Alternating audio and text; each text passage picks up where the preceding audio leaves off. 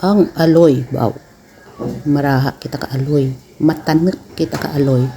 Amo dya ang kauna nga ginahimo, the way we preserve kang ginatawag nga isda para magbuhay, nga bisan hindi mo makaandayon, hindi mapanas. Ang ginahimo, ginatanak lang, ginatanak sa kaugalingan na nga sabaw. Wala mo dya pang sabawi, mo lang rabutang mo lang dyan, kagrahaan sa mahinang apoy, lagyan ng asin lang. Then pag maraha din, pwede mo ra mabrabaliskad ang sa ibabaw, butang mo si dalam like that. Kundi makita mo may nagadekat-dekatan sa ibabaw, hay sa idalam ka naghalin ka inagin baliskad kulang para nga mangyaraha ang anang nga pati sa ibabaw. Kag namit siya, pwede mo dyan malangkay sa imong linapwahan.